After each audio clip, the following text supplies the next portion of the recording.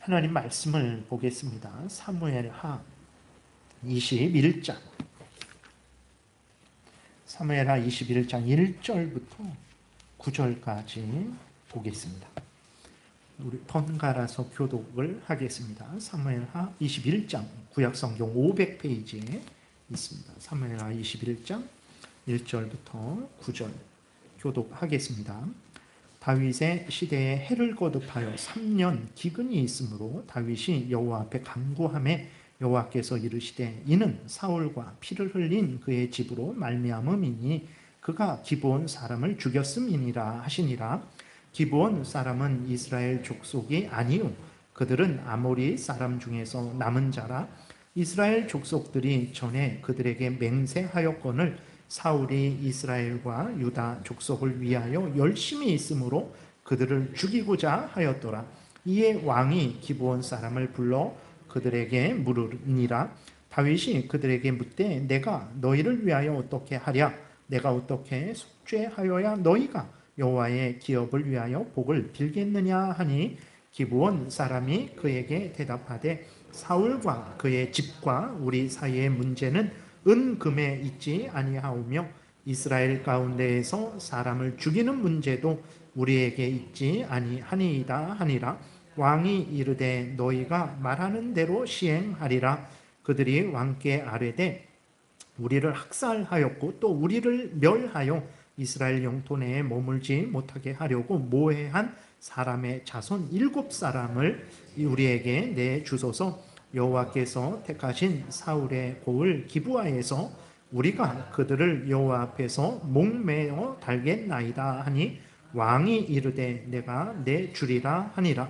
그러나 다윗과 사울의 아들 요나단 사이에 서로 여호와를 두고 맹세한 것이 있으므로 왕이 사울의 손자 요나단의 아들 무비보셋은 아끼고 왕이 이에 이아의 딸 리스바에게서 난 자 곧 사울의 두 아들 알모니와 무비보셋과 사울의 딸 메랍에게서 난 자 곧 무홀랏 사람 바르실레의 아들 아드리엘의 5 아들을 붙잡아 그들을 기브온 사람의 손에 넘기니 기브온 사람이 그들을 산 위에서 여호와 앞에 목매어 달매 그들 7사람이 동시에 죽으니 죽은 때는 곡식 때는 첫날 곧 보리를 베기 시작하는 때더라. 아멘.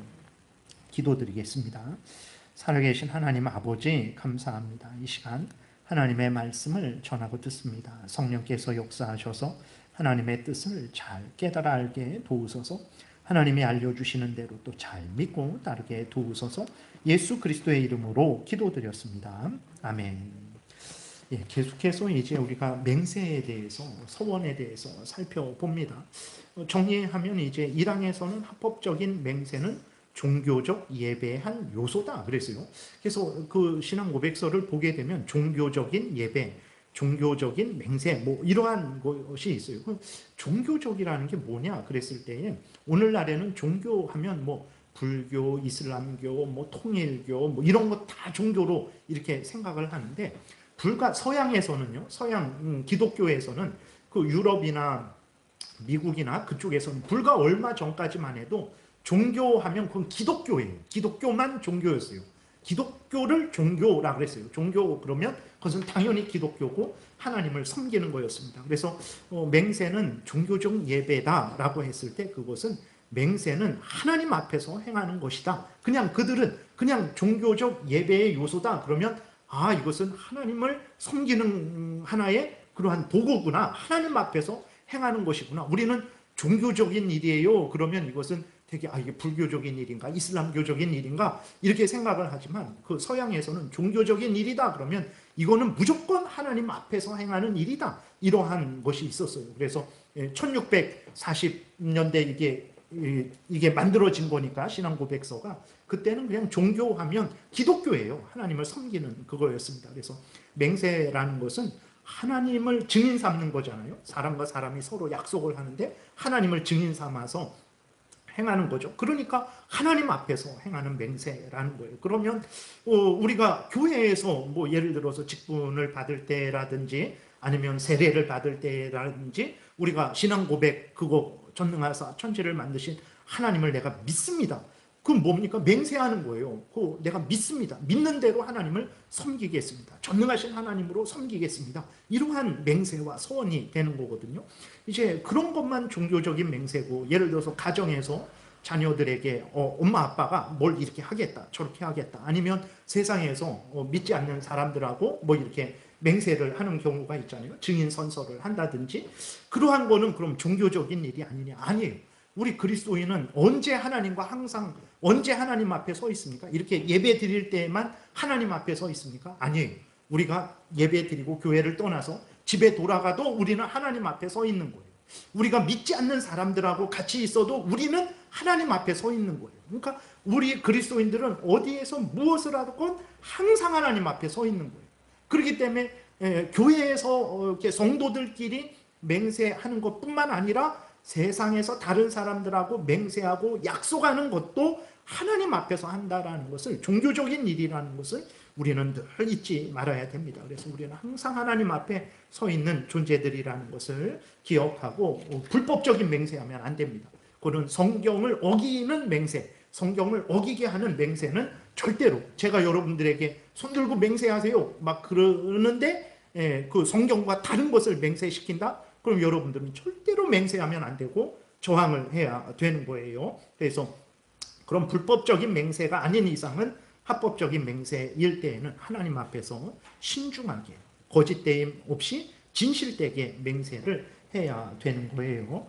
이 항에서는 이제 맹세자는 반드시 오직 하나님의 이름으로만 맹세해야 된다. 맹세에 있어서 하나님의 이름을 전적으로 거룩한 두려움과 존경함으로 사용해야 된다 그랬어요. 그렇죠. 우리는 하나님을 증인 삼는 거죠. 하나님을 증인 삼아서 서로 약속을 하는 거예요. 그러니까 하나님 앞에 두렵고 떨림으로 해야 되고, 왜 그럼 하나님을 증인 삼아야 되냐? 그것은 마땅하죠. 하나님만이 전지전능하셔서 항상 살아계셔서 하나님은 우리의 모든 증인이 되시고 또 그 맹세의 심판자가 되어 주시는 거거든요. 그렇기 때문에 우리는 하나님을 증인 삼아요. 여러분들이 저를 증인 삼아봤자 저는 마음이 기울어질 수도 있는 사람이에요. 그리고 저는 여러분들의 마음을, 이쪽 편의 마음 저쪽 편의 마음을 다 알지 못해요. 그리고 이쪽 편의 생각 저쪽 편의 생각을 다 알지 못해요. 그러나 하나님은 다 아시죠. 그 마음 중심도 아시고 그러한 계획도 아시고, 그리고 무슨 말을 했는지 무슨 그러한 맹세를 했는지 다 아시죠. 그래서 하나님은 참된 맹세에 참된 증인이 되시고 심판자가 되어주세요. 그렇기 때문에 우리는 정말 알지도 못하는 사람 맹세 그렇게 하면 적당히 넘어가려고 그래요. 그러지 말고 항상 하나님을 증인 삼고 성도들 간의 약속이든 아니면 뭐 믿지 않는 사람들 간의 약속이든 항상 하나님을 증인 삼고 하나님 앞에서 맹세하고 그것을 신중하게 하고, 그 맹세를 했으면 해로울지라도 반드시 지켜야 된다는 것을 우리가 기억을 해야 되는 것입니다. 그래서 그것이 오늘 본문에서 말을 하고 있는 건데, 오늘 본문은 아주 이렇게 무서운 내용이 기록되어 있어요. 그래서 1절부터 대강 보면 다윗이 왕이 됐는데 3년 동안 계속 기근이 있는 거예요. 이게 웬일인가? 무슨 특별한 어떤 잘못이 있는 것도 아니고, 근데 3년 동안 계속 그렇게 기근이 되니까 다윗이 하나님께 기도를 드렸습니다. 그러니까 하나님이 다윗에게 알려주셨는데, 왜 기근이 있냐? 사울이 그 기브온 사람을 죽였기 때문에 그렇다라고 하나님이 1절에서 말씀을 해주세요. 그럼 이게 무슨 내용이냐면, 이제 그 여호수아 9장에 보게 되면 출애굽에서 이스라엘 백성들이 나와서 이제 모세가 죽고 그 다음에 여호수아와 함께 가나안 땅에 들어가게 돼요. 그때에 가나안 땅에 들어가면서 이제 가나안 족속들을 다 진멸합니다. 근데 그 기브온 족속이 가나안 족속인데 큰일 났거든요. 이거는 뭐 이스라엘 백성을 대적한다고 해갖고 자기네들이 승리할 수가 없는 전쟁이라는 것을 이들이 깨달은 거예요. 그렇게 되니까 어떻게 하냐면 속였어요. 그 가나안 족속이랑은 이스라엘이 조약을 맺을 수 없어요. 하나님이 다 죽여버려라 이렇게 했기 때문에. 그러니까 이 기브온 족속이 아주 멀리에서 온 족속처럼 속였어요. 아주 허름한 옷 입고 썩은 빵을 가지고 멀리서 온 것처럼 여호수아에게 나아갔고, 우리 서로 이제 싸우지 말고 우리를 죽이지 말고 서로 화친하는 조약을 맺었어요. 근데 나중에 알게 됐죠. 며칠 지나서 이 사람들이 기브온 족속이네 라는 것을 알았습니다. 근데 여호수아가 가나안 족속이기 때문에 반드시 죽여야 되는데 죽이지 못했어요. 왜 그러냐면 서로 맹세, 조약을 맺었기 때문에, 하나님 앞에서 조약을 맺었기 때문에 그들을 죽일 수가 없었던 거거든요. 그래서 그 조약이 400년 동안 이어졌어요. 사울 왕이, 그러니까 출애굽에서 가나안에 들어갈 때부터 해서 사울이 왕이 될 때까지 대략적으로 약 한 400년 정도 이어진 거예요. 근데 400년이 지났으니까 사울이 왕이 됐을 때 안 되겠다. 유다 사람들, 이스라엘 사람들의 좀 관심도 끌고 내가 이스라엘 백성을 위하는 왕이라는 것을 보여주기 위해서 어떻게 했냐면 그 기브온 족속을 얼마를 학살을 했어요. 그러면 안 되는데 여호수 400년 전에 서로 죽이지 않기로 맹세를 맺은 거거든요. 근데 400년이 지났으니까 뭐 죽여도 되겠지 이런 생각을 하고 그 기브온 족속을 사울 왕이 죽인 거예요. 죽였고 그때는 아무런 문제가 없었지만 다윗이 왕이 된 다음에 3년 동안 그 기근이 있었던 거예요. 그래서 하나님께 기도했더니 이 기근은 400년 전의 약속을 사울 왕이 어겼기 때문에 이 기근이 있는 것이다 라고 하나님이 알려주셨어요. 그래서 기브온 족속을 불러다가 이제 다윗이 그럼 어떻게 했으면 좋겠냐, 우리가 너희들에게 용서를 빈다. 그러니까 이제 그 기브온 족속이 말을 한 거예요. 사울의 아들, 그 악을 행한 그 자의 아들 7을 우리에게 달라. 우리에게 달면 그들을 우리가 하나님 앞에서 목매어 달겠다라고 이렇게 요구를 한 거예요. 그러니까 다윗이 어떻게 합니까? 그 사울이 지은 죄에 대해서 이제 사울의 아들 7을 이제 그 기브온 족속에게 내어줍니다.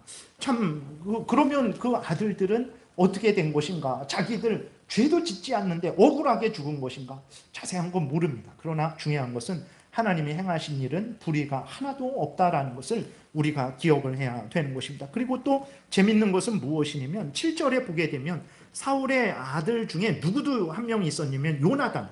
다윗하고 요나단하고 맹세를 했잖아요.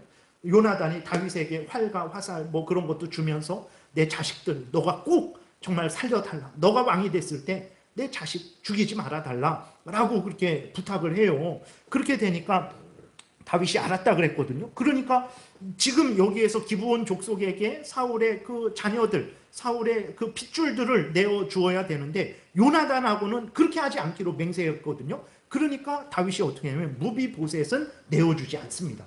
내어주지 않고 다른 아들들을 이렇게 내어주게 되는 거예요. 그래서 거기에서 이제 기브온 족속이 그 10명의 사울의 그 자손들을 이제 목매에 달아서 죽이게 되는 게 오늘 본문인 거예요. 그러니까 우리가 맹세한 것이 얼마나 중요한 일인지. 그래서 항상 그 말하면 종교적인 예배의 한 요소다. 그러면서 하나님 앞에서 이렇게 계속해서 이야기하는 게 하나님 앞에서 거룩함과 두려움으로 존경함으로 하나님 앞에 맹세하라. 엄숙히 맹세하라. 신중히 맹세하라. 막 진리라고 확신한 것만 맹세하라. 계속해서 이렇게 이야기하는 것이 맹세라는 게 이렇게 중요한 거예요. 그러니까 400년이 지났어요. 아니 그러면 그거 어디 뭐 문서 찾아도 없어요. 근데도 400년 전에 그 맹세를 어긴 것 때문에 하나님께서 진노하셔서 이스라엘 백성들에게 기근을 내리셨고 그 일로 인해서 사울의 7 그 자손이 죽임을 당하게 되는 그러한 일들까지 있게 되었다라는 것을 우리가 기억을 해야 되는 것입니다. 그래서 우리가 맹세는 아주 신중해야 돼요. 내가 함부로 지킬 수 없는 맹세하면 안 되고 맹세했으면 지켜야 됩니다. 그게 죄 짓는 거는 안 지켜도 돼요. 아, 내가 잘못 맹세했습니다. 하나님 용서해 주세요. 그리고 그거는 맹세 안 지키는 게 오히려 하나님 앞에 바른 거죠. 그러나 죄 짓는 것이 아닐 때에는 그것이 불신자와 약속한 것일지라도 그 약속은 반드시 지켜야 돼요. 그리스도인들은 반드시 그 약속을 지켜야 되는 것입니다. 그래서 이제 그렇게 되니까 우리가 그럼 이게 맹세도 하지 말고 서원도 하지 말아야 되겠다. 아니에요. 성경은 맹세해라. 서원해라. 그것이 우리에게 신앙적으로 엄청 이렇게 도움이 됩니다. 예를 들어서 여러분 우리가 세례 받을 때 그 세례는 예수 그리스도의 피로 우리의 죄가 용서받았다라는 것을 보여주는 확증하는 증거예요. 그래서 여러분들이 내가 구원 얻었다라는 것을 어떻게 알 수 있습니까? 내가 구원 얻었다라는 것을 무엇으로 알 수 있을까요? 저도 맨날 무슨 신비한 환상, 음성, 기적적인 일, 그걸로 이렇게 좀 구원의 증거를 삼으려고 막 이리저리 돌아다니고 막 그랬었는데, 물론 그것도 큰 도움이 되지만 하나님이 성경적으로, 교회적으로, 객관적으로, 공적으로 주신 증거가 있는데, 그것이 바로 세례와 성만찬입니다. 세례와 성만찬은 아무에게 주지 않습니다. 누구에게 주냐면 예수 그리스도를 진실로 믿은 자에게 주어요. 그래서 그 세례도 그러한 구원의 증표가, 확증이, 도장이에요. 도장. 세례를 볼 때, 아, 내가 예수의 피로 깨끗함을 받았구나, 내가 구원받았구나, 이런 생각을 하셔야 돼요. 진심으로 예수를 믿는 사람들은 이런 세례를 이렇게 구원의 증거로 삼으셔도 돼요. 성찬도. 근데 그러한 증거가 되고, 또 동시에 세례는 맹세예요. 아, 내가 이제는 죄를 버리고 하나님의 자녀로 살아가겠습니다. 내가 이제는 제일장로교회의 회원이 되어서 권리를 누리고 의무를 행사하며 살겠습니다. 맹세거든요. 그러니까 이러한 맹세가, 여러분 세례 때 나 나중에 벼락 맞을까봐 맹세 못하겠다, 그렇게 할 필요가 없어요. 진심으로 하나님 앞에 맹세하면 그게 얼마나 도움이 됩니까? 내가 세례 때 맹세했지, 그러면 내가 하나님을 더 잘 섬겨야지. 내가 세례 때 하나님 앞에서, 교회 앞에서 그렇게 맹세를 했는데 내가 이렇게 게으르고 나태할 수 있는가? 정말 내가 하나님 더 잘 섬겨야 되겠다. 직분을 받을 때에도 내가 직분을 받을 때 맹세했지, 그럼 내가 이 직분을 끝까지, 10년 지났으니까 이제 뭐 그냥, 이게 아니라 20년이 지나건 30년이 지나건, 내가 하나님 앞에 맹세했지, 그럼 내가 끝까지 충성해야지. 이렇게 도움이 돼요. 그렇기 때문에 여러분들이 아이고 맹세도 무섭네, 내 자식들, 내 손자들 죽게 되면 어떻게 할까, 이런 생각하지 마시고 하나님 앞에서 맹세했으면 그 맹세 지키면 돼요. 하나님이 어렵고 힘든 거 요구하시지 않습니다. 다 은혜 주시고 감당할 수 있도록 도우시거든요. 그렇기 때문에 여러분들이 합당한 맹세하시고 합당한 서원하세요. 내가 성경을 1년에 최소한 한독은 하겠다. 여러분 하나님 앞에 서원해 보세요. 하나님, 제가 신앙이 좀 성장해야 되겠는데 성경을 너무 못 읽었습니다. 그래서 정말 내가 너무 바쁘고 그런데 그래도 힘을 내서 한독은 하겠습니다. 하나님 은혜 주세요. 그렇게 하나님과 약속을 해보세요. 하나님과 약속을 하면요, 하나님과 약속을 했기 때문에 그 약속을 더 지키려고 하는 그런 애를 쓰고 노력을 합니다. 그러니까 맹세와 소원을 합당하게, 합법적으로 하게 되면 그것이 우리에게 큰 도움이 되게 되는 거예요. 그래서 병이 들었을 때 하나님 고쳐주시면 정말 더 하나님께 충성하겠습니다, 이런 소원 하셔도 돼요. 근데 문제는 해놓고 안 하니까 문제인데, 하고 하면 되죠. 어차피 우리들의 일평생이 하나님을 섬겨야 되는 일평생인데, 그러니까 두려워하지 마시고 합당한 맹세, 합당한 소원은 잘 사용하면 나에게 큰 유익이 됩니다. 우리가 게을러지고 나태해지는 본성이잖아요. 세상에서도 작심삼일이라고 말할 정도로 인간은 안 돼요. 안 돼요. 근데 하나님 앞에 내가 맹세했지, 내가 사람들에게, 성도들 앞에서 약속했지, 내가 가족들과 약속했지, 내가 하나님 앞에 서원했지, 그럼 내가 더 해야지. 이게 이럴 때 우리에게 큰 도움이 되니까, 그러니까 여러분들이 합당한 맹세와 합법적인 맹세를 하시고 합당한 서원을 하시고 또 열심히 지키면 여러분들에게 큰 복이 되는 것입니다. 그 다음에 사항을 보게 되면, 이제 사항 맹세할 때, 서원할 때, 이것도 서원에도 들어가고 맹세할 때도 똑같이 들어가요. 그래서 분명한 말로 해야 된다, 자발적으로 해야 된다, 맹세했으면 반드시 지켜야 된다라고 그렇게 말을 하고 있어요. 우리가 함께 한번 읽어보겠습니다. 맹세는 분명하고 일상적인 말로 해야 하고, 애매하거나 모호한 말로 해서는 안 되고, 맹세가 죄를 짓도록 강요해서도 안 된다. 그러나 죄되지 않은 어떤 것을 맹세했다면 그것이 비록 자기에게 손해가 될지라도 마땅히 이행해야 하고, 이단자나 불신자에게 맹세한 것일지라도 깨트리지 말아야 된다. 첫 번째로는 맹세하는데 애매하게 하나님 앞에 충성 봉사할 거예요. 애가 뭐예요? 예예요? 아니에요? 그래갖고 나중에 지금 이렇게 그 상황을 보면서, 아니 그때 충성한다고 그렇게 약속했잖아요. 제가 언제 그랬어요? 그래 예 그랬잖아요. 아닌데 전 그런 건데, 이런 식으로 하면 안 되는 거예요. 그러니까 그 단어 하나에 여러 가지 뜻을 담고 있는 그런 애매한 말로 맹세하면 안 돼요. 근데 정치인들 많이 그러잖아요. 뭐 이렇게 그런 식으로 하면 안 된다. 그래서 항상 성경에서는 예면 예, 아니오면 아니오라 해라 이렇게 말하는 거. 사람들하고 약속할 때에도 애매하게 약속을 하면 안 됩니다. 분명하게 몇 월 며칠 언제 몇 시 이렇게 정확하게 내가 할 일이고 너가 할 일이고 그렇게 정확하게 그렇게 맹세를 해야 되는 거예요. 애매하게 해갖고 미꾸라지처럼 요 때는 요리 빠지고 요 때는 그런 의미였어. 또 저 때는 그건 저런 의미였어. 이렇게 하면 안 돼요. 하나님 앞에서는 항상 우리가 정직하게 그렇게 해야 되는 것입니다. 그 다음에 맹세가 죄를 짓는 맹세를 누가 강요하잖아요. 국가가, 대통령이 강요하든 부모가 강요하든 목사가 강요하든 절대로 맹세하면 안 돼요. 여러분 그러면 뭐 저주받지 안 받아요. 안 받습니다. 하나님의 뜻대로 올바르게 하려고 죄 짓지 않으려고 하는데 하나님께서 왜 벌을 주십니까? 왜 저주하십니까? 오히려 죄된 맹세할 때 하나님이 벌 주세요. 그래서 잘못된 맹세를 누가 강요할 때 아무리 그 사람이 대단한 사람일지라도 그 잘못된 맹세를 성경에 어긋나는 맹세죠. 성경에 어긋나는 일을 하게 한다든지 죄를 짓게 한다든지 할 때에는 절대로 맹세하지 마십시오. 그런 맹세는 누구도 강요할 수 없어요. 누구도.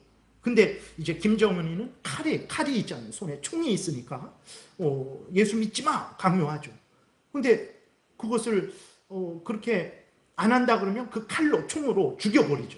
그러니까 우리가 두려우니까 알겠습니다 막 이렇게 하게 되는 거죠. 참으로 참 하나님의 그래서 은혜가 있어야 됩니다. 늘 하나님의 은혜를 구하시고 정말 그러한 아주 긴박한 순간에도 하나님의 뜻대로 하나님 맹세한 대로 하나님 잘 믿고 섬기기를 위해서 우리가 늘 기도해야 되는 것입니다. 그리고 죄 되지 않은 것을 맹세를 했다면 그것이 나에게 손해가 될지라도 반드시 지켜야 됩니다. 반드시 지켜야 돼요. 오늘 본문에도 보게 되면 여기 사항 끝에도 이단자나 불신자에게 맹세한 것일지라도 죄 짓는 것이 아니라면 서로 사업상 약속을 하든 그러한 약속을 하든 그렇게 했으면 내가 알고 보니까 저 사람이 통일교래. 그럼 나 약속 안 지켜야지. 그러면 안 돼요. 통일교일지라도 그게 내가 문성명을 섬기겠다. 그거는 안 지켜도 되지만 서로 사업상에 약속을 했으면 그 사람이 통일교일지라도 그 약속은 지켜야 되는 거예요. 그게 죄 짓는 게 아니잖아요. 사업상에 당신이 이렇게 하면 내가 저렇게 하겠다. 그것은 죄 짓는 것이 아니죠. 그렇기 때문에 오늘 본문에서도 가나안 족속입니다. 가나안 족속은 화친하면 안 돼요. 그런데 그 기브온 족속이 자신들의 우상을 버리고 하나님께로 돌아오는 그러한 맹세이기 때문에 그들이 받아들여진 거지. 이스라엘 사람들하고 계속 있으면서도 나는 바알신을 섬기겠다, 아사라신을 섬기겠다 그랬으면 그 맹세는 아마 무효가 됐을 거예요. 근데 기브온 족속이 자신들의 우상을 버리고 이제는 하나님을 섬기겠다. 물 깃는 자, 나무 패는 자, 종이 됐습니다. 종이. 그런데도 괜찮다. 나는 하나님의 종으로서 살아가겠다. 그들은 그렇게 하고 진짜 우상을 안 섬겼어요. 항상 이스라엘 안에 있으면서 이스라엘 백성들과 함께 거하면서 하나님을 섬겼어요. 그렇게 된 거죠. 그러니까 죄 짓는 맹세가 아닐 때에는 불신자나 이단자와 한 것일지라도 반드시 지켜야 됩니다. 넘겨보세요. 예레미야 4장 2절에 보게 되면 애매한 말도 그렇게 아주 이리 빠지고 저리 빠지는 그런 식으로 맹세하지 말고 진실과 정의와 공의로 여호와의 삶을 두고 맹세해라. 나라들이 나로 말미암아 스스로 복을 빌며 나로 말미암아 자랑하리라. 하나님 앞에 진실, 정의와 공의롭게 약속하고 그것은 해로울지라도 지키는 자는 하나님이 복을 주실 거예요. 시편 24편 4절에서도 여호와의 그 앞쪽에 여호와의 산에 있죠. 여호와의 산에 오를 자 누구며 그의 거룩한 곳에 설 자가 누구인가? 곧 손이 깨끗하며 마음이 청결하며 뜻을 허탄한 데에 두지 아니하며 거짓 맹세하지 아니하는 자가 여호와의 산 하나님의 성전에서 예배드리고 제사드리고 그 예배와 제사를 하나님이 받으시고 은혜 내려 주시는 거예요. 속이 그냥 10가지의 생각, 20가지의 생각, 이 상황에서는 이 거짓말, 저 상황에서는 저 거짓말, 그렇게 하면 하나님이 복을 안 주십니다. 항상 손이 깨끗하고 마음이 청결하고 뜻을 허탄한 데 두지 않고 거짓 맹세하지 않는 자들에게 하나님이 그렇게 은혜를 주세요. 앞에서도 얘기했지만 죄 짓는 맹세는 그렇게 해서는 안 되고 다른 사람에게 요구해서도 안 됩니다. 근데 다윗이 죄 짓는 맹세를 해요. 그리고 다른 사람들에게도 그 죄에 동참하게 합니다. 다윗도 인간이라서 이렇게 잘못해요. 하나님의 은혜로 벗어났죠. 넘겨보세요. 이게 무슨 내용이냐면 사무엘상 25장에 보면 다윗이 사울이 계속 죽이려고 하니까 다윗이 도망갔죠. 도망가서 나발이라는 사람 근처에 있었습니다. 근데 나발이 엄청 부자예요. 부자라서 많은 양을 치고 있었어요. 그러니까 다윗이 그 도적들이 나발의 양을 이렇게 뺏어가지 못하도록 지켜줬어요.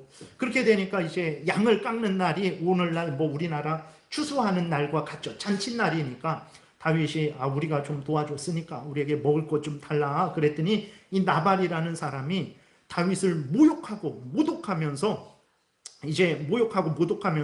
아주 조롱하고 멸시를 했어요. 그러니까 다윗이 너무 화가 나갖고 그냥 내 다 죽여버리겠다. 나발의 가족이고 뭐고 다 죽여버리겠다 하고 칼을 들고 가자. 그러니까 이 다윗의 부하들도 어쩔 수 없죠. 같이 걸어가고 있었어요. 그때 나발의 부인 아비가일, 나중에 다윗의 부인이 돼요. 아비가일이 와갖고 다윗이 이제 잘못한 것을 부드럽게 이야기해갖고 다윗이 내가 잘못했구나. 이렇게 하면 안 되겠구나 하고 이제 돌려보내요.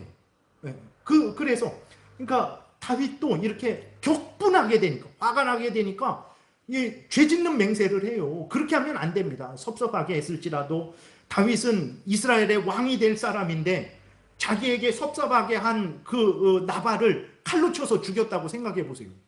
그거는 말도 안 돼요. 오늘날에는 정치인들이 우리 편이 아니면 이쪽 다 죽여버리고 저쪽 정치인 하면 저쪽 다 죽여버리고 그러면 안 됩니다. 나라의 왕이 될 사람인데. 그래서 오늘 본문이 그것을 이야기하는 거예요.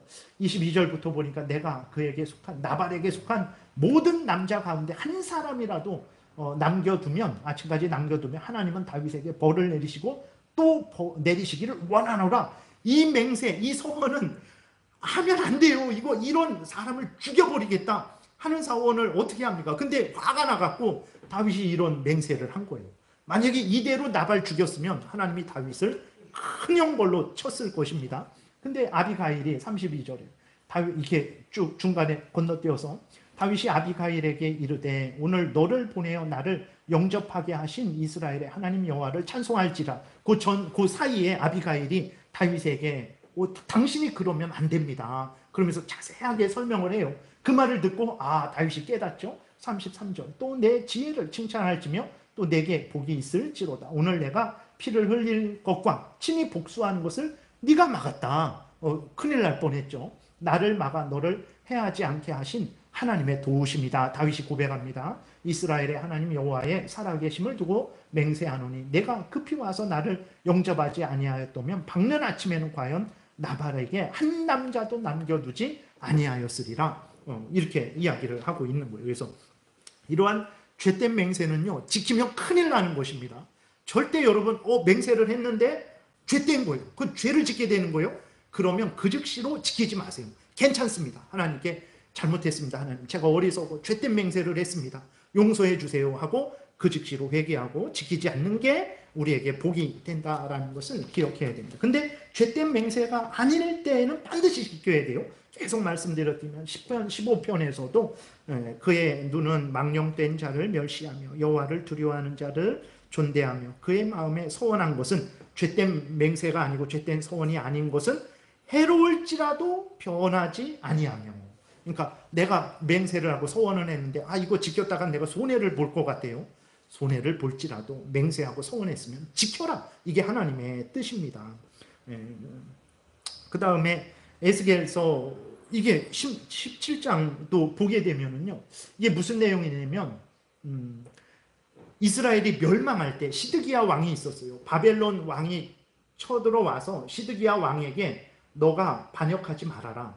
바벨론 왕이 시드기야 왕에게 너가 나를 섬기면 내가 너를 죽이지 않겠다. 이스라엘을 멸망시키지 않겠다. 이렇게 약속을 했어요. 그 바벨론 왕하고 시드기야 왕. 바벨론 왕은 하나님도 믿지 않는 왕이잖아요. 근데 그렇게 약속을 했는데 시드기야 왕이 바벨론 왕하고 약속한 것을 배반을 합니다. 약속을 어겨요. 그렇게 되니까 어떻게 되냐면 바벨론 왕이 와갖고 그 시드기야를 벌하는데 시드기야의 두 눈을 뽑아버려요.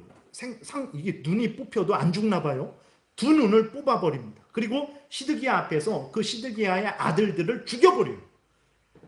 바벨론 왕이 너가 나를 배반하지 말아라. 그러면 내가 너를 살려두고 이스라엘 나라를 살려두겠다 그랬어요. 그래서 시드기야 왕이 알겠다고 약속을 하고 정말로 그렇게 그 약속을 지킬 때에는 바벨론 왕이 쳐들어오지 않았었어요. 근데 배반하게 됐을 때 바벨론 왕이 다시 쳐들어와서 그 아주 무서운 잔인한 그러한 보복을 한 거죠. 그리고 하나님도 시드기야에게 너가 그 맹세를 어긴 것에 대해서 하나님도 책망하는 내용이 에스겔서 17장에 있는 거예요. 제가 쭉 읽어드리겠습니다. 주 여호와의 말씀이니라. 내가 나의 삶을 두고 맹세하노니 바벨론 왕이 그를 시드기야를 왕으로 세웠거늘 그가 시드기야가 맹세를 저버리고 언약을 배반하였은즉 바벨론 왕하고 약속한 걸 배반했다라는 거예요. 그 왕이 거주하는 곳 바벨론에서 왕과 함께 있다가 죽을 것이다. 시드기야가 그 약속을 거절했기 때문에 바벨론으로 포로로 끌려가서 이제 거기에서 죽을 거라는 거예요. 그리고 그 약속을 거절했기 때문에 17절 대적이 바벨론 왕의 군대들이 토성을 쌓고 사다리를 세우고 많은 사람을 멸절하려 할 때에 바로가 애굽 왕이 그 큰 군대와 많은 무리로도 그 전쟁에 그를 도와주지 못하리라. 시드기야가 약속을 어겼기 때문에 이제는 끝났다라는 거예요. 애굽 왕이 아무리 강해도 시드기야를 못 도와준다라는 거예요. 18절에 그가 이미 손을 내밀어 언약하였거늘 맹세를 업신여겨 언약을 배반하고 이 모든 일을 행하였으니 피하지 못하리라. 19절 그러므로 주 여호와의 말씀이니라. 내가 나의 삶을 두고 맹세하노니 그가 내 맹세를 업신여기고 내 언약을 배반하였은즉, 그러니까 바벨론 왕을 통해서, 그러니까 이거는 예레미야를 통해서 바벨론 왕에게 포로가 되는 것은 하나님의 뜻이다라고 예레미야를 통해서 이스라엘 백성들에게 시드기야 왕에게 예레미야가 직접 수없이 말한 거예요. 그래서 하나님의 뜻은 바벨론 왕에게 포로로 끌려가는 거죠. 바벨론 왕에게 70년 동안만 순종해라. 그러면 내가 너희들을 다시 돌이킬 것이다. 그게 하나님의 뜻인데, 그래서 기회를 준 거죠. 시드기야 왕에게. 그러니 배반하지 말고 바벨론을 섬겨라. 근데 시드기야가 배반을 했잖아요. 그것은 바벨론 왕과 약속을 배반한 것이고 또 하나님의 뜻을 배반한 거가 되는 거죠. 그래서 하나님이 시드기야 왕에게 더 진노하신다라는 거예요. 20절에 그 위에 내 그물을 치며, 하나님이 시드기야 왕 위에 그물을 친다고 합니다.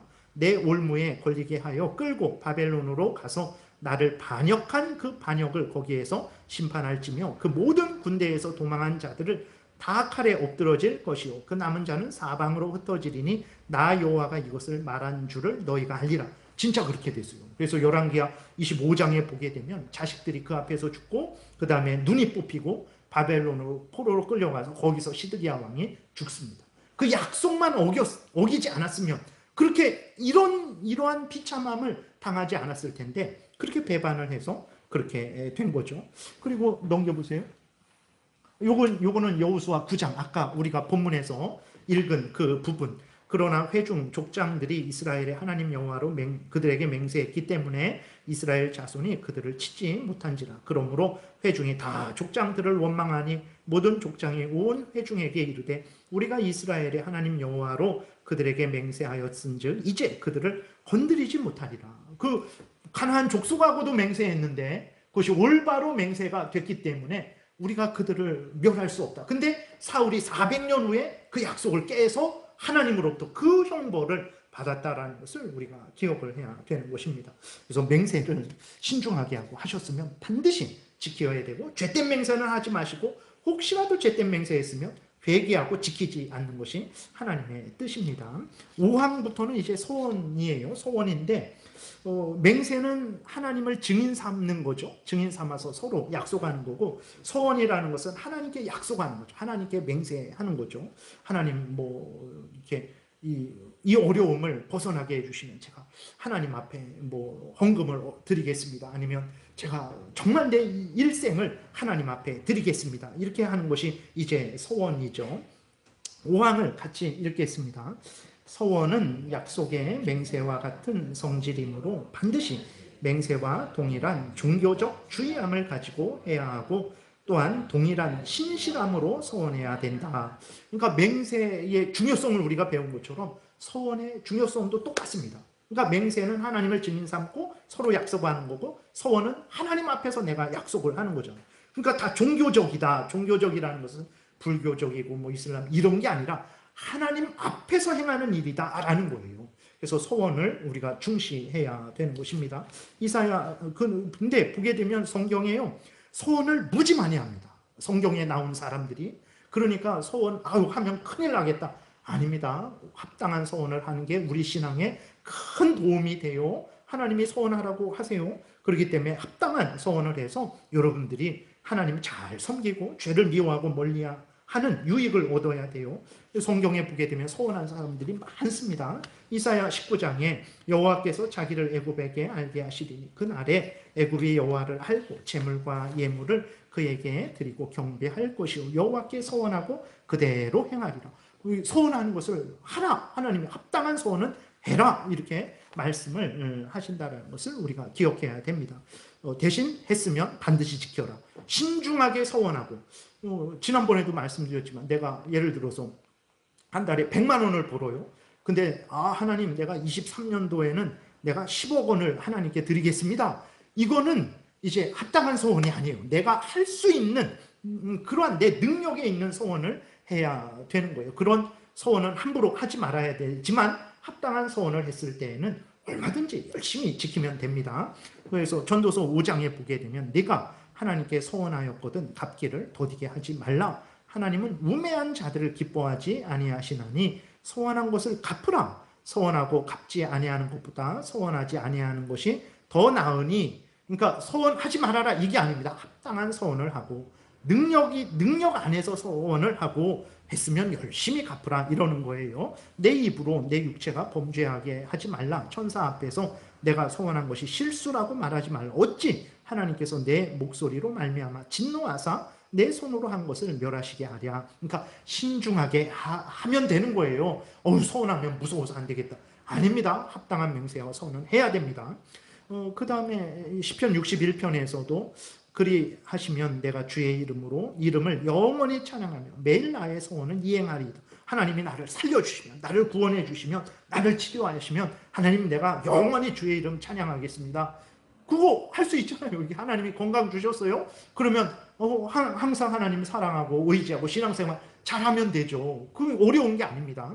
66편 6절 내가 번제물을 가지고 주의 집으로 들어가서 나의 소원을 주께 갚으리니 이렇게 구약에 보게 되면 소원을 하고 그것을 갚는 일들이 많이 기록되어 있어요. 오늘날도 여러분들 합당한 소원을 하세요. 무엇을 이렇게 6항에 한번 보겠습니다. 6항을 한번 읽겠습니다. 같이 시작.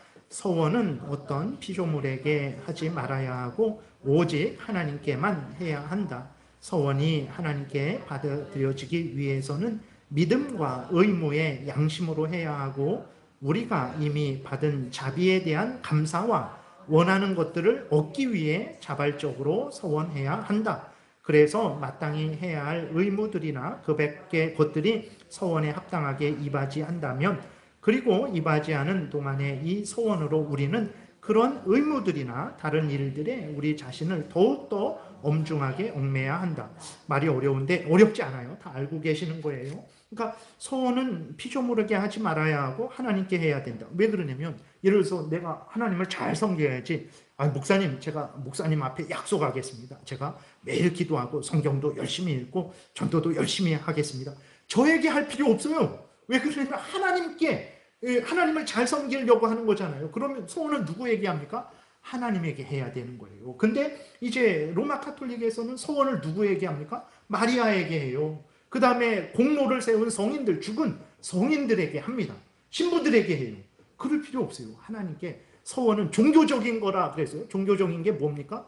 하나님을 섬기는 거라는 거예요. 하나님 앞에서 행하는 거기 때문에 하나님께 서원하면 되는 거예요. 하나님께 서원한 것이 중요한 것이지 좋아하게 서원한 게 뭐가 중요합니까? 그러니까 물론 사람하고 약속하는 건 중요해요. 도움이 되지만 어쨌든 서원은 이제 하나님 앞에 하는 것이라는 것은, 특별히 이 말은 이제 로마 카톨릭이 자꾸 마리아에게 소원해라, 로마 뭐 어떤 성인들에게 소원해라, 그런 것 때문에 하나님께 한다라는 것을 말해 주는 거예요.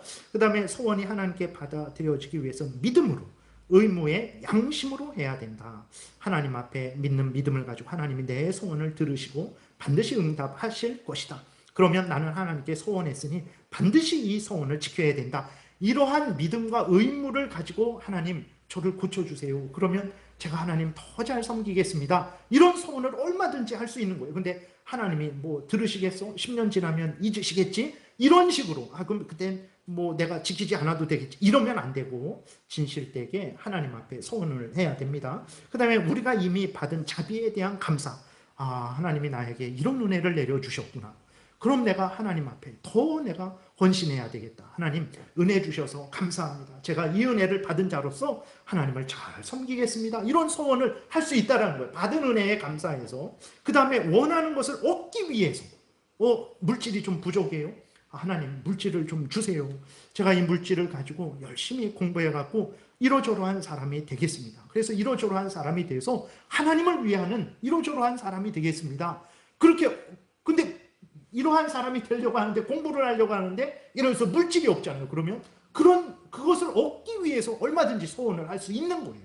그러니까 소원 잘못했다가 내 자식, 손자들 목매달리면 어떻게 하나, 걱정하지 마시고 합당한 소원을 하시고 그것을 지키면 되는 것입니다. 그래서 물질을 얻기 위해서든 아니면 건강을 얻기 위해서든 아니면 무엇을 얻기 위해서 여러분들이 하나님께 기도하세요. 약속하시고 또 그것을 받았잖아요. 그럼 어떻게 해야 됩니까? 그러면 약속하신 대로 지켜야 됩니다. 지키셔야 돼요. 그렇게 하면 아무 문제 없습니다. 그렇게 되면 우리가 그렇게 소원을 통해서 예를 들어서 건강이 없는데 건강을 얻었어요. 이 건강이 우연히 내가 약 잘 먹고 뭐 많이 운동해갖고 건강해진 것이구나, 이렇게 착각하지 않게 되죠. 하나님이 나에게 이 건강을 주셨구나, 분명히 알게 되는 거예요. 그래서 하나님께 더 감사하게 되는 거죠. 그 다음에 그래서 마땅히 행해야 할 의무들이나 그 밖의 것들이 소원에 합당하게 입하지 한다면, 그리고 입하지 않은 동안의 이 소원으로 우리는 그런 의무들이나 다른 일들에 우리 자신을 더욱더 엄중하게 얽매야 된다. 그러니까 무슨 말이냐면, 예를 들어서 이제 내가 하나님을 더 잘 섬겨야지, 뭐 그래서 성경을 더 잘 연구해야 되겠다. 그렇잖아요. 제가 하나님 성경을 더 잘 연구하겠습니다. 근데 제가 목사의 직분이 있어요. 그럼 목사의 직분을 열심히 할수록 하나님께 약속한 소원을 더 잘할 수 있어요. 여러분들이 어떤 그 소원을 했어요. 근데 여러분들이 뭐 집사고 권사고 어떤 직분이 있어요. 그 직분을 행하는 게 여러분 소원을 지키는데 더 열심히 되는 거예요. 그러면 그 직분을 더 열심히 하라는 거예요. 그러면 그 소원을 더 잘 지키게 된다라는 거예요. 그러니까 그러한 예를 들어서 그러니까 가정에서도 내가 뭐 이렇게 부모님을 잘 공경해야 되겠다, 뭐 그러한 소원을 했어요. 그런데 내가 자식이에요. 그러면 내가 자식으로서 본분을 열심히 하는 게 그 부모님을 잘 섬기는데 또 도움이 되는 거죠. 그러니까 어떤 내가 해야 될 의무들이나 책임이 있어요. 그러면 그 의무와 책임을 행하는 것이 소원을 잘 이행하게 될 때에는 그 의무와 책임을 더 열심히 하라는 거예요. 분명히 의무와 책임이 있어서 소원을 더 잘 이행할 수 있는데 이 의무 안 해버려요. 이걸 하면 더 소원을 지킬 수 있는데 안 해버려요. 그거는 소원을 안 지키겠다라는 거예요. 그러니까 더 신중하게 어떤 의무나 내 책임이 소원을 잘 지킨다면 그것을 적극적으로 활용을 하라는 거예요.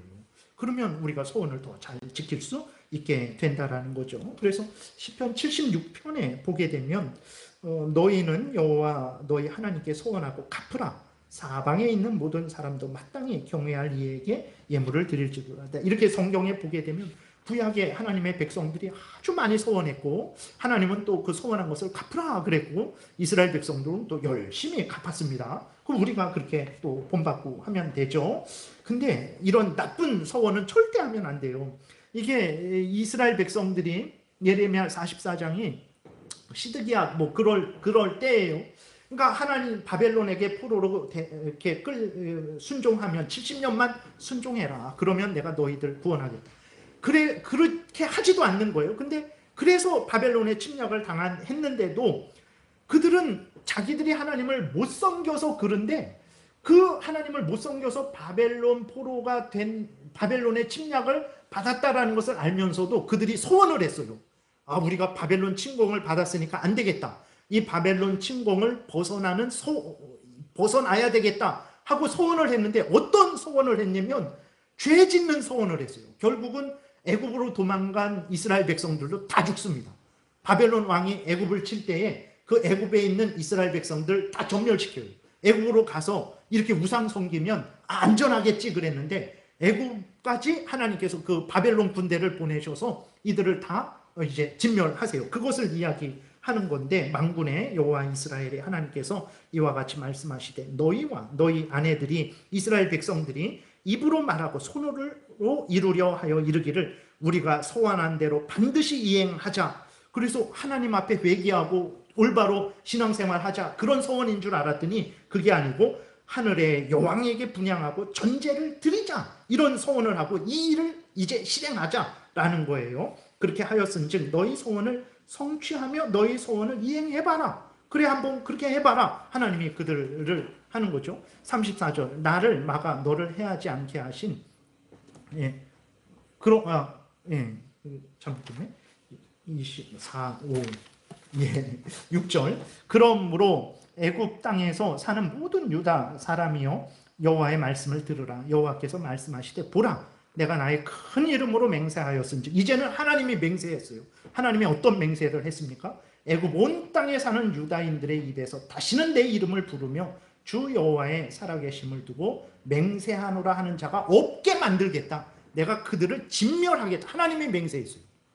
잘못된 소원을 하고 죄 짓는 소원을 하니까 하나님이 그들을 책망하겠다 맹세를 하셨습니다. 그래서 우리들이 다 그냥 쭉 한번 이렇게 성경이 있으니까 그걸 한번 읽겠습니다. 그래서 합당한 맹세하고 합당한 소원하고 지키면 됩니다. 신명기 23장 내 하나님 여호와께 소원하거든 갚기를 더디 말라. 전도서 5장이랑 똑같죠. 내 하나님 여호와께서 반드시 그것을 내게 요구하시리니 더디면 그것이 내게 죄가 될 것이라. 내가 소원하지 아니하였으면 무죄하리라. 그러니까 소원하지 말아야지. 아닙니다. 소원 잘하면 신앙적으로 유익해요. 올바른 소원, 합당한 맹세하면 됩니다. 내 입으로 말한 것은 그대로 실행하도록 유의하라. 무릇 자원한 예물은 내 하나님 여호와께서 내가 소원하여 입으로 언약한 대로 행할지니라. 그리고 시편 50편에 감사로 하나님께 제사를 드리며 지존하신 이에게 내 소원을 갚으라. 하나님은 소원해라. 그리고 소원을 갚으라. 이렇게 하나님 기뻐하십니다. 그래서 여러분 하나님 더 잘 섬겨야 되겠다. 소원하시고 열심히 하나님 잘 섬기세요. 그럼 하나님 은혜 주시고 여러분들을 지키시고 보호해 주십니다. 창세기 28장부터는 이게 또 좀 설명을 해야 돼서 요거는 다음 시간부터 좀 하는 것으로 하겠습니다. 그럼 여기까지 하고 기도드리겠습니다. 하나님, 우리는 참 이제는 하나님 어디를 가든 어디에서 무엇을 하든 교회에 있든 가정에 있든 직장에 있든 믿는 자들과 있든 믿지 않는 자들과 있든 홀로 있든 우리는 항상 하나님 앞에 서 있는 자들이라는 것을 하나님 잊지 말게 도우소서. 우리는 항상 하나님 앞에서 말하고 행하는 자들이라는 것을 잊지 말게 도우시고 신중하게 언행심사하게 도우시고 하나님 합당한 맹세와 소원을 했으면 해로울지라도 반드시 지키게 도우시고 죄된 맹세는 즉시로 파기하고 하나님 앞에 회개하게 도우소서. 하나님 아버지 올바른 소원을 해서 우리의 신앙과 여러 가지 생활이 더욱더 복되게 될 수 있도록 은혜를 내려 주옵소서. 감사드리고 예수 그리스도의 이름으로 기도드렸습니다. 아멘.